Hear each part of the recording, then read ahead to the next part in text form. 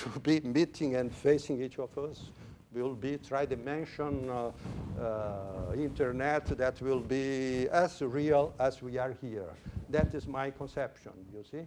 I'm from the time that in São Paulo, is my office in São Paulo, to compete with Petrobras, I had to board one of my engineers in a flight to go quickly to Rio with a copy of a document signed to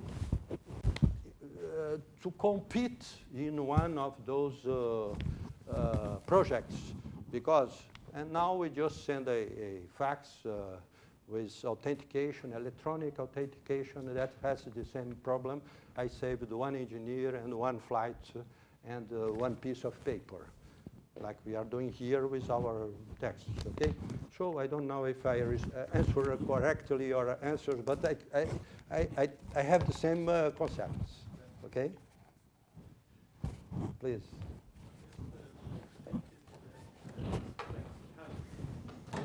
Health.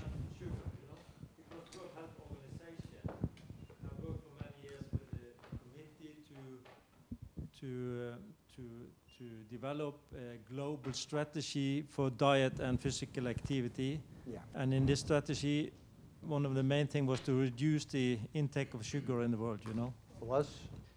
To reduce the intake of sugar, to reduce sugar as food in the world. Yes. Yes. So there was quite a difficult negotiation in the World Health Assembly a couple of years ago, because this had very bad consequences for the sugar-producing countries. So, of course, many of these countries were like Mauritius and other countries that would get a lot of problems. But anyway, after many hours of negotiation, it was decided that World Health Organization should go for lower sugar production in the world. But do you think that this ethanol production with the sugar canes could help some of these countries? And I would add the following. That's a good example of the unwillingness of unnecessary laws.